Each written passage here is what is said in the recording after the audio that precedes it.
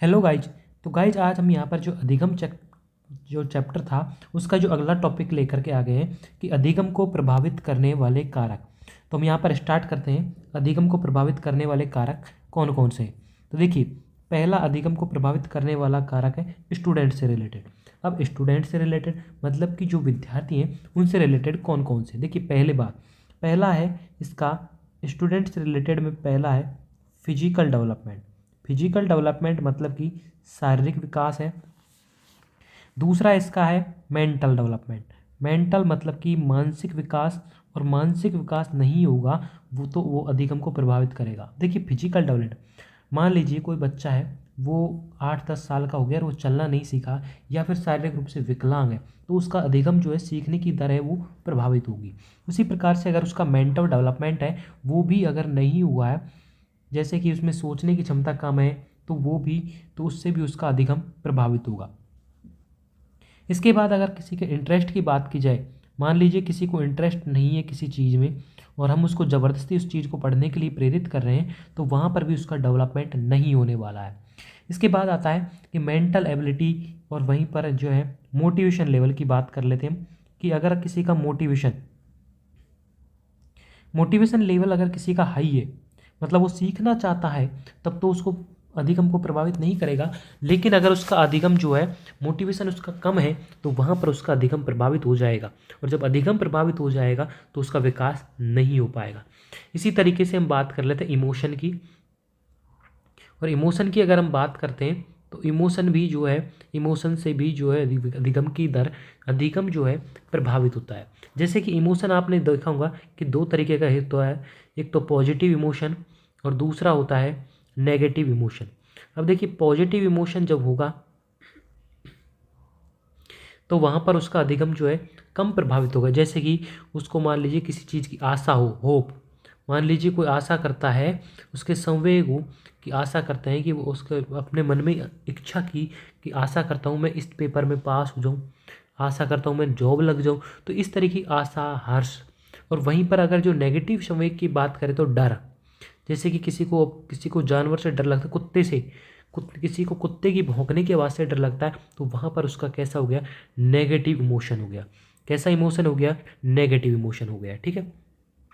इसी तरीके से वहीं पर अगर किसी में मैच्योरिटी आ रही है, अगर किसी में मैच्योरिटी कंप्लीट नहीं हुई है, तो वहाँ पर भी उसमें जो है उसका अधिगम जो है वो प्रभावित होगा।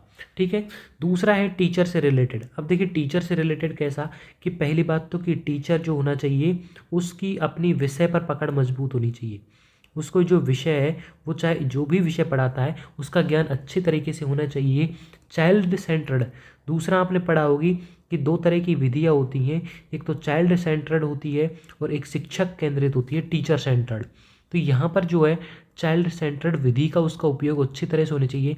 चाइल्ड सेंटर्ड पर जो है विधि पर फोकस होना चाहिए उसका। इसके बाद में यहाँ पर जो है टीचर को जो है एक्टिव होना चाहिए बिल्कुल ही, और अपने सब्जेक्ट के बारे में उसको इंटरेस्ट होना चाहिए। उसको जो भी चीज़ पढ़ाए उसमें उसका खुद का इंटरेस्ट भी होना चाहिए। इसके बाद में वो good teaching method, good TLM का उपयोग करें। गुड टीचिंग मेथड, जितने भी TLM है, TLM के थ्रू पढ़ाए गए, मतलब कि जैसे कि कोई भी साइंस का टीचर है, अगर उसको TLM की ज़रूरत पड़ रही है कोई प्रयोग को दिख करके दिखाने की, तो वहाँ पर सही TLM का उपयोग करके उनको अच्छी तरीके से पढ़ाया जाए बच्चों को। ठीक है। तो यहाँ पर अधिगम को प्रभावित करने वाला पहला कारक हो गया स्टूडेंट से रिलेटेड, दूसरा टीचर से रिलेटेड। अब तीसरा है अगला एनवायरनमेंट से रिलेटेड।